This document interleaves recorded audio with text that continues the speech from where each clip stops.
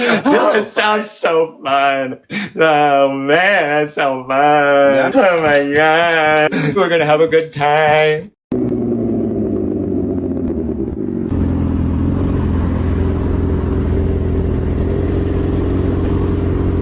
What are we gonna do?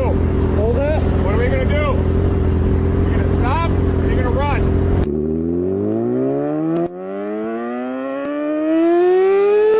I came into contact with somebody from one of the big four, ended up becoming kind of a mentor to me. He's now a member of our club. Man, when I first saw my first Hell's Angel standing there, I was like, that's what I want to be, man. If you're running a three-piece, just like you know, it is truly an outlaw standard. Doesn't make you a one percenter, but it makes you an outlaw. This is what I believe in, you know, and it was awesome to see that my brothers believed in me. It's the wolf leading the sheep, man. You know, the sheep need to open their eyes because they're about to walk off the cliff where the whole other pack of wolves are at the bottom. If you were getting your lunch money taken before you put them rags on, if they catch you by yourself, they're going to take your lunch money again. I try to be around the guys and hang out with them as much as possible and get to know them, because that's really what it's about. The Hells Angels are being arraigned. One man was stabbed in the chest, another was knocked out, who faced criminal charges, including charges of hate crimes as well as gang allegations. One defendant faces an attempted murder charge, so this certainly appears to be a widespread investigation.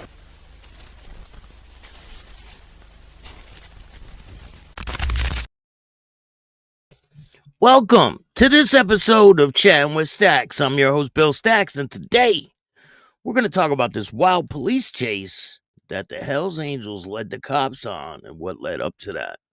We got a bunch of other things to talk about. There's so much stuff going on. But before we get started, make sure you hit the like button, subscribe, hit the notification bell so you can get my videos every time they drop. Tell a friend to tell a friend. Tell your mother's, brother's, sister's friend about Chatting with Stacks, the dopest motorcycle content on YouTube. A lot of people are liking the content. We're getting a really strong wave of supporters. People are following. I really appreciate every single one of you. Without you, there is no me. So I appreciate you guys. Thank you for joining me. Shout out to everybody that's supported me throughout this journey. Lindsay, how are you? Thank you for joining me today. I appreciate everything you do for this channel. Glare 1%, good afternoon. Ken, how you doing? Craig, Paula, James, how you doing, man? Mountain Woman, how are you? Eddie, we got a lot of people coming in the house. Asher, what's going on? It's awesome, thank you. Joe, how you doing? So, if you guys haven't noticed, my Facebook has been banned. I don't know what happened. I woke up this morning, tried to go on Facebook. No bueno. It's gone. And if you guys don't know, that's how I make the majority of my money. So, I mean, I'm like at a loss of words about it. So if you guys want to help out the show, it'll be much appreciated. The Cash App is Chatting with Stacks, or you can hit me up on Venmo, PayPal, Super Sticker, Super Chat, Zelle, and they do it right before they're supposed to pay you. And I don't know what you can do about it because there's no phone number to call. They don't get back to you. They say, oh, we sent you an email. No, they didn't. There's no email. They just banned the account. And if you don't know, I always post content on Facebook. It's really, I'm like, wow. But it is what it is, right? You got to just keep it moving and move forward. Things like this happen in life. Hey, what's going on? I don't think it's a suspension. It's gone. It's gone. Shout out to Lynn, Mass. I was up there in Lynn, Mass about a month ago. I stayed there for about 4 days. It was a pretty cool spot. It's exactly where I was in Mass, right near Salem. Shout out to everybody out there in Lynn. Scrap Iron, how you doing? I was out there with Gigi. I'll show you guys some of that interview too. I'll play it today for you guys. I'll give you guys a little treat. James, how you doing? So we got some wild videos. The first video we're going to show you guys is a video of the sheriff in Florida, not Chitwood. It's another one. And apparently an outlaw MC member ran from the police. So this happened, I think, a year ago.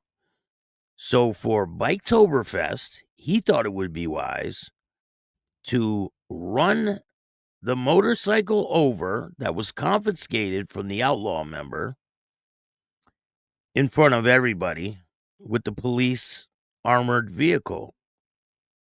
I don't know what kind of message you're sending there, but he said, let me make this clear. Anybody runs from the police, this is what will happen to your bike.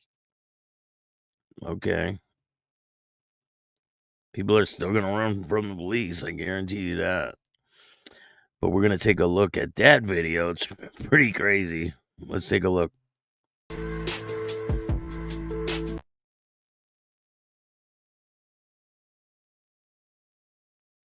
Brand new bike.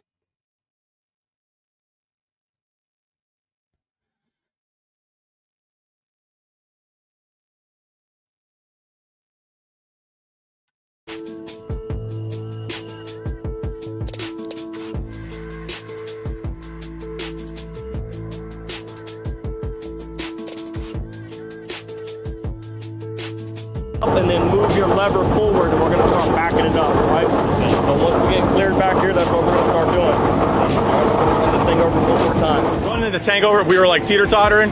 So what we're going to do is we're actually going to back this vehicle up. We're going to set the bike up so we go, we're going to go from rear tire to front tire, or front tire to rear tire, however it works out. But we're going to put that track over the entire bike instead of just hitting it in small spots. So apparently this outlaw member ran from the police. They confiscated his bike, and these are the results about a year later. Miklo 1%, what's going on? If you don't know, I was banned on Facebook. It's not looking good. I woke up and completely banned on Facebook. Can't get in there. Can't email anybody. It's like, what the fuck? And they gave me no reason. They just took the account down. So, that's how I share this content. I've been building that page since 2021. They have all my pictures and everything on there. I mean, it's a pretty big blow, but we'll get through it. Shout out to everyone for your support. I really appreciate it. I do have another page that I'm creating. It's called Chatting with Stacks. Look it up. It has the logo that's on the top right. That's the logo on the page on Facebook. If you can, go find me on Facebook and follow me. I'm trying to build another page. I'm not going to build that one back to the way that the other one was built, because I'm not going to waste my time with that. I'm going to wait to see what goes on with this whole thing. It's pretty devastating when something like this happens, but I mean, life has obstacles and you got to get through it, right? I'm not going to let it destroy me. I'm just going to keep pushing through it. But I think that this is way uncalled for them to do some shit like this. I mean, what are the alternatives? They're going to auction off the bike. But I don't know what kind of message you think you're sending here. People are still going to run from the police. You think this really scares anybody? It doesn't. People don't care. Oh, big deal. You crushed a bike that you guys could have auctioned off and made money off of. Big deal.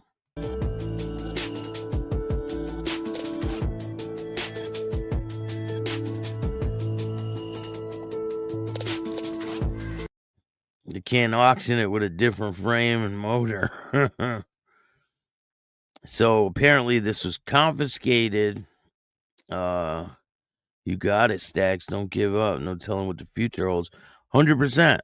I'm going to the Hall of Fame in December. I'm getting a serious award, and they ain't gonna stop me. So, I mean, the accolades are serious, and I got this documentary coming up. We got the TV series. We got a lot of good things. So, and I got a treat for you guys coming up. I've been working on something because he's at it again. He is at it again. And we got messages we're going to read. Somebody hit me up with some exclusive inside info on this guy, and it gets juicy. You definitely want to tune in for that one.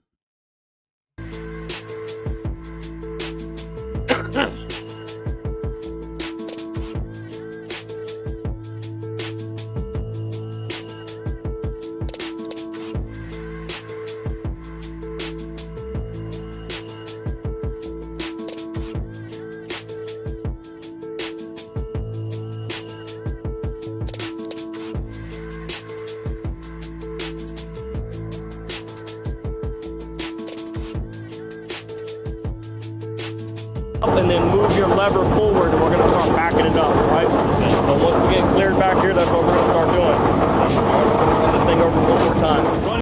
Now, these guys are wasting their time doing shit like this when they could be out fighting real crime that's going on. No, let's take back taxpayers' money, gas up the tank, and let's run this bike over for no reason. The tank over, we were like teeter-tottering. They could be out on patrols or whatever, or taking care of people who need them. Instead, nope. They want to try to intimidate people at Biketoberfest and run this bike over and send some sort of statement. I don't think it sends a very very clear statement. People are still going to do what they're going to do. They don't care about you running over a bike. Oh no, they're running over a bike. Let me not run from the police. The guy could have been drinking. It could have been anything. People run because they get scared. Let me not run because I saw that video of them crushing a bike. So what we're going to do is we're actually going to back this vehicle up. We're going to set the bike up so we go, we're going to go from rear tire to front tire, or front tire to rear tire, however it works out. But we're going to put that track over the entire bike instead of just hitting it in small spots.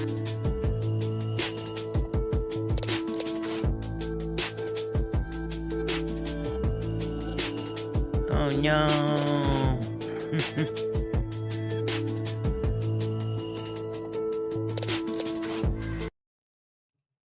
So if you guys can, share this on Facebook. Please share this on Facebook. It would be much appreciated. We got a lot to talk about today. If you guys aren't aware, the guitarist from Kiss has passed away. Ace Frehley, lead guitarist for Kiss, has died at the age of 74. Paul Daniel Ace Frehley, co-founder and lead guitarist of the legendary rock band Kiss, has died following his injuries suffered during a fall last month. According to a statement from his family, he was 74 years old. Frehley's family issued a statement, and it is the following. We are completely devastated and heartbroken. In his last moments, we were fortunate enough to have been able to surround him with loving, caring, peaceful words, thoughts and prayers, intentions that he left this earth. We cherish all of the finest memories, his laughter, and celebrate his strengths and kindness that he bestowed upon others. The magnitude of his passing of an epic proportions and beyond comprehension. Reflecting on all his incredible life achievements, Ace's memory will continue to live on forever. While Kiss received little respect from the music critics and the rock community, their impact and influence on a generation of rock musicians and fans have been immense and enduring. The band, who performed theatrical makeup and costumes were in many ways a getaway for their concert and larger-than-life mystique. In the era that preceded MTV, their performances were almost overwhelmingly visual and experimental, with explosions, elevators, and more. Yet the mystique of the Kiss was key. The band members' faces were not revealed for more than a decade, at which point Frehley and the drummer Pete Chris had left the band. Frehley, better known as Space Ace, cultivated an otherworldly image. Frehley joined co-founder Paul Stanley and Gene Simmons in 1973 and remained with the band for most of their era, and he left in 1982 for a solo career. He rejoined when the original band reunited in 1996 for a highly lucrative reunion tour and remained until 2002. He worked as a solo artist during the other years, and his band, Frehley's Comet, under his own name. So rest in peace to him. Absolute legend that he was. In other news, we got to talk about this wild story. Miles of terror, 27 miles of terror to be exact. An 18-wheeler driver causes multiple wrecks, killing one after gulping down water bottle filled with tequila and kratom, police say. What? An Alabama truck driver has been identified or has been indicted on murder and DUI charges for allegedly causing 8 crashes along interstate earlier this year, dubbed the 27 miles of terror by prosecutors in the middle of rush hour. A college football player was killed during the highway mayhem. That's the guy on the right, I believe, that was killed. John McAdams, 31, allegedly admitted to drinking an unknown amount of tequila from a water bottle and taking kratom, an herbal supplement that is sold as an energy booster and mood lifter and pain reliever, per Mayo Clinic, before causing the wreck on Interstate 65 with his Peterbilt 18-wheeler on May 6th. McAdams was indicted this week by a grand jury and charged with 1 count of murder for the death of 22-year-old William Hardrick, 6 counts of leaving the scene of an accident, 1 count of driving under the influence, and 1 count of traffic synthetic drugs. According to local authorities, McAdams reportedly told investigators that he pulled over his 2000 Peterbilt tractor trailer at the 365-mile marker on I-65 to rest and drink tequila before napping. He allegedly admitted to taking a half a teaspoon to 1 tablespoon of kratom, which is illegal in Alabama. After waking up, he got back on the road but did not remember specific details of when or why, investigators wrote in one of the crash reports. McAdams allegedly pulled back onto the interstate and slammed into his first victim, a driver in a sedan, while traveling at speeds of 85 miles an hour. He continued on with cell phone videos showing him swerving in and out of lanes, according to prosecutors. Hendrick, who played football for Austin State University and Miami University in Ohio, was on his way home when McAdams aggressively struck his vehicle next, roughly 6 miles from the first crash, according to police. Hendrick was apparently forced off the road and into a ditch before hitting a wildlife fence and guardrail, which caused his car to overturn and roll a series of times, partially ejecting him from the vehicle. He was pronounced dead at the scene. A few minutes later, McAdams allegedly crashed into the back of an SUV and overrode its bumper. This caused the driver to immediately pull to the side of the road, according to law enforcement officials. McAdams then allegedly rear-ended another driver and forced him off the road as well. Investigators say McAdams went on to cause several more crashes before he could no longer operate the vehicle and came to a controlled stop. Cell phone footage reportedly shows his red Peterbilt engulfed in flames afterwards. McAdams allegedly agreed to take a field sobriety test at the scene, revealed several clues of impairment, according to crash reports. He had a blood alcohol 0.09, which is above the legal limit of 0.04 for commercial drivers. State's attorney describes this interstate onslaught as 27 miles of terror. McAdams being held without bond after being indicted on Wednesday in Limestone County. So we'll see what goes on with his trial, and I will keep you guys informed. That's a wild story. In other news, we got a lot going on. So, if you guys aren't aware, there was a crazy high-speed chase with the Hells Angels. Here is their bikes. They ended up stopping. I mean, I don't think they really had a choice. Here's some pictures, some prospects. How many prospects is that? 1, 2, I think 3 prospects, looks like. All from California.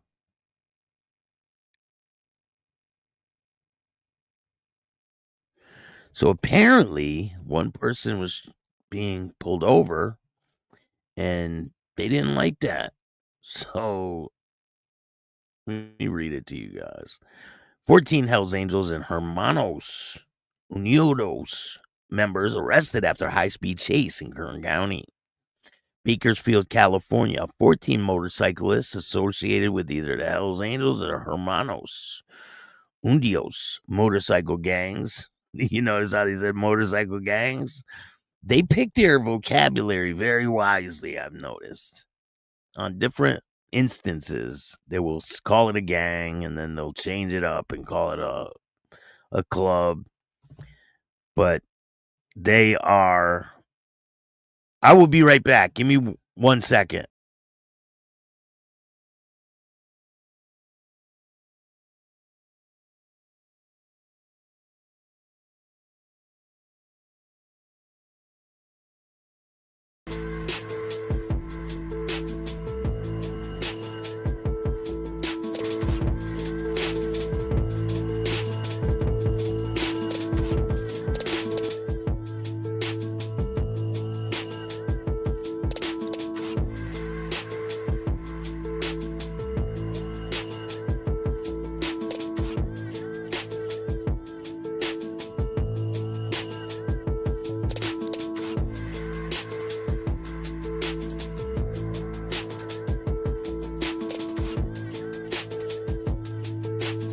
And then move your lever forward, and we're going to start backing it up, right? So once we get cleared back here, that's what we're going to start doing. All right, we're going to run this thing over one more time. Running the tank over, we were like teeter-tottering.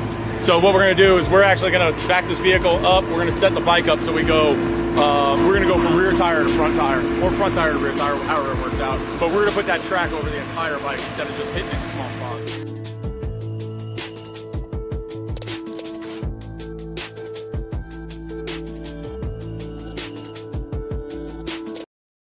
My bad, got a phone call. Pretty important with him. So,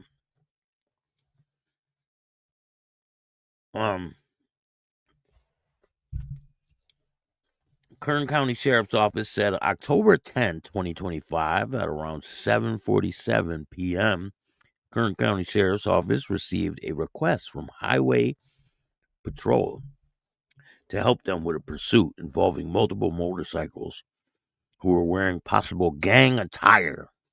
Now, was that the reason why they were pulling them over? Possibly, right? It says during the traffic stop, about 5 suspects yielded at a mobile gas station at the 19,000 block of Taft Highway, while 9 others continued northbound on South Enos Lane. The parked motorcycle riders yielded at the intersection of South Enos Lane and Stockdale Highway. 14 were taken into custody without further incident. The suspects were identified as being associated with either the Hells Angels or the Hermanos motorcycle gangs. Kern County Gang Unit responded to help with the investigation. 14 suspects were arrested for evading and participating in a gang. 14 motorcycles and jackets were seized. So are we going to see them crush all these bikes too? So I was looking for more information about the situation, and of course I found it, because they're not giving us a lot.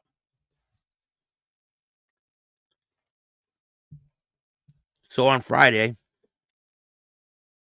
October 10th, at a quiet dusk along SR 119 east of Taft, California, turned into carefully coordinated law enforcement dragnet. Around 7:35 p.m., Central Division Crime Suppression Task Force, backed by Taft Police, Kern County Sheriff's Office, and Kern County Probation, initiated pursuit of a pack of 14 motorcycle riders eastbound of the city of Taft, citing motorcycle vehicle code violations. The riders, law enforcement said, were wearing gang-related attire and eventually identified as linked to the Hells Angels or the Hermanos, outlaw motorcycle gangs. From the start, the pursuit was tense. The group split into two cohorts in an attempt to evade capture. Several CHP units worked in tandem, using roadblocks, coordinated traffic control, and pursuit carefully maneuvered to avoid dangerous high-speed collisions. Assistance from local agencies enabled safe containment. By the night's end, 14 riders were arrested, 10 by CHP and 4 by Taft PD, each booked on felony evading and gang enhancements. So that adds like 10 years to their sentence if they are convicted of this crime. I mean, it's kind of hard to beat. So authorities seized all the motorcycles and confiscated all their gang attire and cuts as part of an evidence haul. According to Kern County Sheriff's Office, an attempt to escape partially unraveling when 5 of the suspects pulled over at a mobile gas station on the Taft Highway, while the remaining 9 continued their flight northbound on South Enos Lane. Ultimately, both sets of riders yielded near the intersection of South Enos Lane and Stockdale Highway without further incident. The sheriff's gang unit is now leading the investigation, working to uncover whether the riders were simply violating traffic laws or were engaged in more organized criminal activity. This operation sends a clear message. Law enforcement in Kern County is actively targeting out-of-control biker gangs who abuse public roadways and potentially use those roads as fronts for illicit behavior. For the public, it's a reminder that no matter the group or the patch, the laws apply to all. So I will give you more information when it becomes available about this situation. And it's pretty crazy. So Flagler Sheriff sends loud message before Biketoberfest. In a move equal parts spectacle and statement, Flagler County Sheriff Rick Staley rolled a 15-ton armored vehicle over a Harley-Davidson once owned by a member of the Outlaws Motorcycle Club, flattened it into scrap metal as cameras rolled. The stunt broadcast on social media ahead of Biketoberfest was Stanley's way of sending a crystal clear message to outlaw biker gangs. Don't bring trouble to Flagler County, he said. What do you guys think of this situation? What do you guys think of him rolling over these bikes? So the story of the Doom bike began 3 years earlier during Biketoberfest, when an outlaw MC member tried to flee from deputies on an open road. The chase ended not with gunfire or collision, but when the biker's Harley sputtered to a stop after running out of gas. The rider was taken into custody and his prized motorcycle impounded. Now, with the return of the massive Daytona area biker rally, Stanley decided to make an impound final moments a public lesson. In a dramatic video posted by Sheriff's Office, Stanley climbs into the department's armored vehicle, his rescue vehicle, nicknamed the Peacemaker, behind the wheel. He stares into the camera and dares. This is what happens when you come to Flagler County and think you can break the law. We don't tolerate outlaw gangs or their criminal activity. Moments later, the tank treads chew through the chrome, shredding the bike into twisted debris as deputies looked on. And they're all laughing and shit. So the event quickly went viral online. Part warning, part publicity, sparking a debate with law enforcement supporters who applauded the sheriff's boldness and motorcycle enthusiasts who saw it as excessive theater. Critics accused Stanley of postering. Supporters call it good old-fashioned defiance. Whether your opinion, the message is unmistakable. The Outlaws, a decades-old motorcycle club identified by federal authorities as a criminal organization, have long been a presence in Florida's biker scene.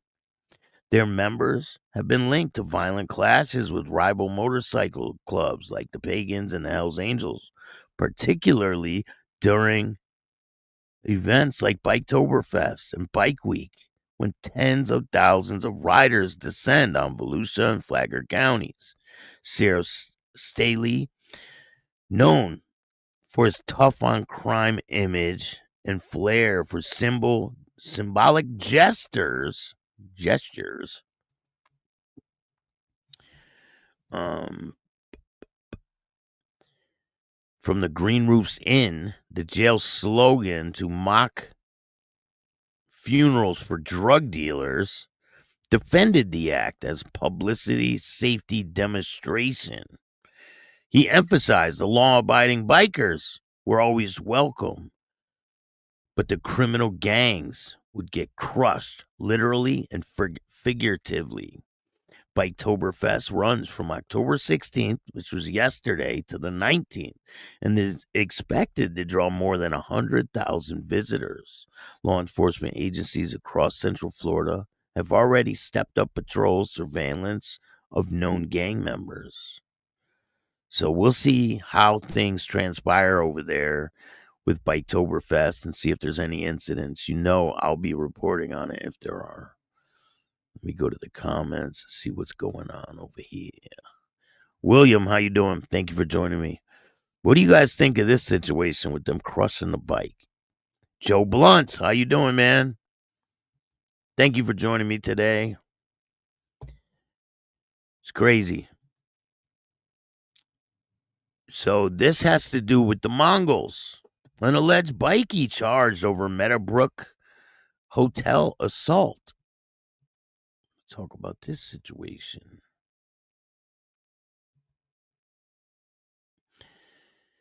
An alleged bikie gang member is charged following an alleged violent assault at Meadowbrook Hotel last month. Police allege the assault happened at a pub around 6:30 p.m. on September 25th. A group of men were sitting at a table inside the Meadowbrook Hotel, where be alleged one man then assaulted another man, causing him to fall to the ground, police said in a statement. Yesterday, October 17th, detectives arrested a 34-year-old man in relation to an assault following the execution of a search warrant at his residence. Detectives from the organized crime group alleged the man is a member of the Mongols motorcycle gang. He has been charged with 2 counts of assault, causing bodily harm and willful damage. Organized crime gangs detective Inspector Craig Bowman said it was an unprovoked attack to violence, and it shows how dangerous these gangs can be. The OMCGs are violent, and their criminal behavior can cause real harm in our community. Police see firsthand the devastating impact of their actions have, not just on those caught up in criminal activity, but on their families, their friends, and innocent people around them, detectives said. The task force Maxima will continue to work tirelessly to stop gang-related violence and people from being drawn into the destructive lifestyle. Investigators are urging anyone with reluctant information who witnessed the assault, who have not yet spoken to police, to come forward as part of an appeal. Footage released shows men sitting at a table around the time of the following alleged assault. And I'll bring you guys more information on that. This is in the city of Lagoon, or the city of Logan. I think that's in Australia. There's a lot of craziness going on in Australia. In other news, Dancing Moto. Remember that video I posted on Patreon for free? You guys can see it. The video of the motorcyclist crashes and slides, and the cop car kind of rolls on top of him. So he has been identified as Dancing Moto. I guess he's a TikToker that dances with his helmet on. This happened in Georgia. So he's been arrested on felony charges, right? This video, everyone remembers this video, right? So his mugshot has been released. And let me show you, let me share the page. This is him in the hospital.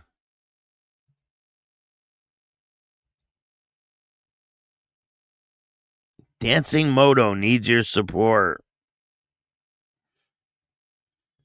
So he's trying to get money now. And it's working, I guess. Like, I guess Dancing Moto is getting money from this situation. Dear friends and family and fellow riders, our brother Dancing Moto was involved in a devastating accident. Motorcycle accident a few days ago. Shit, let me see. Let me try to get that again. He was involved in a motorcycle accident a few days ago, one that left him in critical condition after being struck and ran over, which caused severe injuries. He's now fighting for his life. Now, let me tell you something. All of this is a lie. It's a lie. He's in jail now. He's not in the hospital anymore. He's in jail. He started serving his, when they bring you to jail after you get arrested for an offense. Yes, he is in jail. He is not in the hospital anymore. They took him out of that bed and they put him in a jail cell. So they try to make it seem like, oh, he's in the hospital fighting for his life. But it's not. Jimmy Mack had to edit my name. YouTube changed my other name. That's crazy, man. Will, how you doing? So he's not in the hospital anymore. They want you to think that, but so it says he's fighting for his life, right? And we can only describe as his darkest hour. The crash left him with extensive life-threatening injuries, and his condition remains uncertain as doctors work around the clock to help him pull through. Those who know Dancing Moto know the kind man he is, the strong, passionate, and full of life. Now, why should other people pay for his mistake? I'm just curious. Does anyone have a answer for that one? I mean, he has a couple scrapes. He was pretty bruised up and shit. You could see the little scrapes on his arm and things like that, but he's not dying. He is in jail now, and he raised over $7,000. So I give him that, you know? He did raise over $7,000. So in other news, this is a wild one. Let me see if I get a picture for you guys. I don't think a picture will work, but I'll try. This is about a judge who crashed during a DUI. Brunswick judge accused of DUI after crash outside Jacksonville strip club has resigned. A Brunswick judge arrested after crashing into a car last week outside of a Wacko's Gentleman Club. The name of the club is Wacko's. Oh, man. Wacko's. Yo, let's go to Wacko's this weekend. He has resigned. Robert Guy, a Superior Court judge in Brunswick Judicial Circuit, which covers 5 counties in Georgia, submitted a letter of resignation to the governor on Thursday. According to Guy's arrest report, he tried to leave the scene, but witnesses stopped him and said he appeared to be highly intoxicated. The staff escorted him back into the club and took his keys until police arrived. The report said Guy was not willing to state that he was driving. Officers said that his eyelids were droopy, his speech was deemed slurred, and they could smell the alcohol on his breath as he spoke. Even after he was arrested for DUI, he refused to take a breath test and told officers he didn't feel like it was warranted, the state reported. So we'll see what happens with this case. I mean, people are absolutely nuts. A lot of these people, like judges, they think they're above the law, and that's the bottom line. They think they're above the law, but they're not. I mean, they're no different than you or me. So now, I told you guys I'd show you guys a brief clip of the Gigi interview. So, shout out to Vincent Michael Marino. I was the first one to interview him when he got out of prison, but this is the second interview, and I apologize for the different colors and the different cameras. I had different cameras, and things weren't matching up. So, but anyway, the in-person interview with Vincent Gigi Michael Marino. This episode of Chat with Stacks. I'm your host, Bill Stacks, and today I got Gigi. What's up, man? How you doing? I'm doing great. Thanks for joining me today. Thank you. Appreciate you inviting me. So I was the first one to interview you when you first got out. You definitely was. You definitely was. I didn't even expect it, to tell you the truth. Yeah, no. You got me good. I just clipped the mic I on. he made for effort. He got away with it because he was good at it. So let's talk about when the FBI approached you. I think it was at Logan Airport, right? Okay, now, it was the FBI, the DEA, state police, and then eventually the CIA and the NSA. I was leaving Vegas and I flew into Boston, and I had my cousin pick me up because I didn't have a ride back, and I got approached by 40 gun welding law enforcement agents. And at some point when they were arresting me, a CIA agent and an NSA agent showed their badge and saying, "We're here to pick up our property." And I was like, "What property you trying to pick up?" He says, "Well, you were under general anesthesia in Boston, Massachusetts General Hospital on November 24th, 96. We implanted you with a super sophisticated satellite communications intelligence device." So what he's talking about is, back in the day, in the 90s, he was under constant surveillance because he was associated with the patriarchal crime family. He allegedly tried to kill Frank Salemi, and he went to prison, and he did a long time in prison. Now he's out. But when he was out there, the police, he was shot, right? He was shot, and a situation happened. He was shot. They brought him to the hospital, and the FBI said that they implanted him with a tracking device and a device that could hear what he's saying and things. And they said when he came to the airport, they said we need our device back. We planted a device in your body when you got shot. So that's what he's talking about. So what the hell is that? He said, we can't get into the aspects of what it is, but we want it back. So I was like, you want it back? You did what? I mean, I was kind of confused with the situation. Well, they basically said it was like some type of tracking, sophisticated device. But when they said that date, they did. You remembered that Well, date? I remember the date because I just got out of the hospital for a bullet removal. I got shot previously.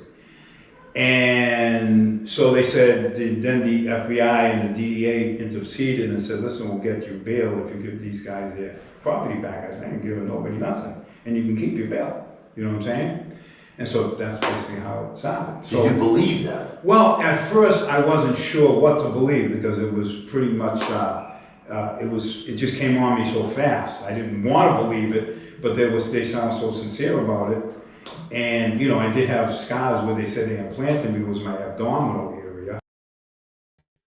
And I am trying to get the testimony from the FBI agents when they were in court talking about this situation or talking about planting a bug inside his body.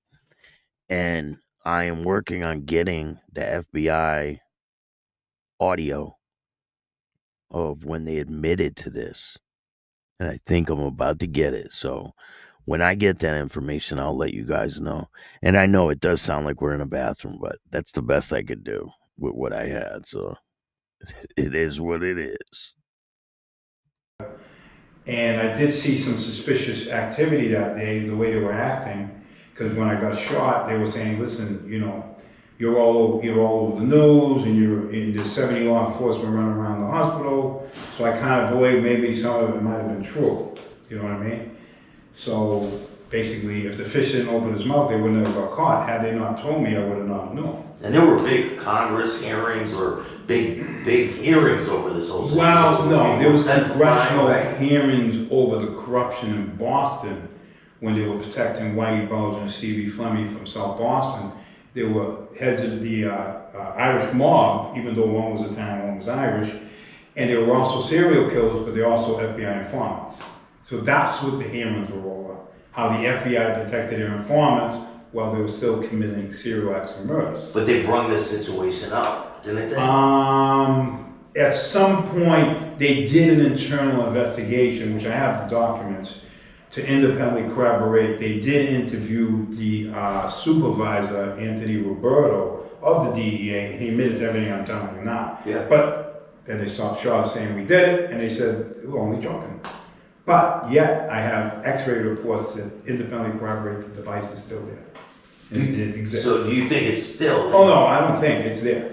It's definitely there, because as I'm traveling in the BOP, you go from one place to another, they put you on these sophisticated x-ray machines that are really invasive machines, like probably better than the airport, to see if you have like a knife inside or drugs or whatever. Yeah. And this device keeps coming up. So rather than me explain myself to the BOP because it was aggravating, you're on jet lag, you're bus lag, you don't want to go through the whole story, they said, listen, we got some suspicious thing in your abdominal. It was like two little, round, hermetically sealed type of images. And they said, what is it? So I got off the machine and looked at the picture, and I actually seen two devices right in my abdominal area. Rather than go through a whole thing, I said, no, I just got shot as bullet fragments. You know what I mean? Yeah. Kind of brushed it off. But it always comes up in x-ray reports, so they definitely did it. So are you ever planning on getting it removed? Well, if I get it removed, I lose my evidence. Do I plan on, basically the question is, do I plan on suing them for doing it? Yes, and the thing is, you can say to yourself, well, you know, it might be too late. This is 2 years, 3 year statute of limitations. But no, they're taking the position we didn't do it. So therefore, the conspiracy is continuous and ongoing. Therefore, the lawsuit, once I independently corroborate it's there, I can bring it up anytime. And them approaching you is the reason why it even became... Well, right. I mean, it's not like, you know, when you get the newspapers, they can play media manipulation and make this guy look like he's crazy. Who's going to help this guy? He's crazy, right? Think about it. But what they like to do is they like to either remain silent and don't answer, or let's play the crazy card route. And that's the route they play, media manipulation. Yeah. So it is there. They did do it. They got caught. Now, you're not even supposed to be on parole, right? With the way that your appeals and all that. Well, what happened was we went to 2 trials back to back. I went to 3, but there was a separate issue. Drug case back in '87. I beat it, but. Go check out his book, The Patriarchal Purge. This interview will be dropping soon. And tonight, Kevin's interview is going to be dropping. So check that out. There's a lot of great content. You could go watch the videos right now on Patreon. I'm going to be posting a lot more content over there. I'm going to focus my energy on Patreon. So make sure you guys go check it out. You will not be disappointed. I'm telling you, I'm really going to be upping my game over there on Patreon. Facebook's gone, so what else am I going to do? But I appreciate all you guys taking the time to watch this show. Thank you so much. You guys have no idea. It means a lot, you guys supporting me. If you want to help out the show, you can hit up the Cash App at Chatting with Stacks, or you can Venmo, PayPal, Super Stickers, Super Chats, Zelle, all that good stuff. And I appreciate every single dollar. It goes a long way. If you want to be a guest on Chatting with Stacks, just email me at billstacks2021@gmail.com.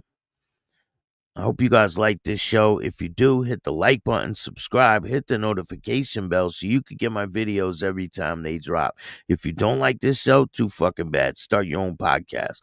Tell a friend to tell a friend. Tell your mother's, brother's, sister's friend about Chatting with Stacks, the dopest motorcycle content on YouTube. I appreciate all you guys. And remember, don't be a bitch. And all new at 5, a major organized crime bust. 23 people under arrest now accused of stealing guns and cash. Today, police revealed 4 organized crime groups are wreaking havoc. From aggravated robbery to kidnapping, burglary, and more. Let's take a look at this. New pictures from court documents in this case. These are a few of the people who have been charged. And investigators say the money, tens of thousands of dollars, is all stolen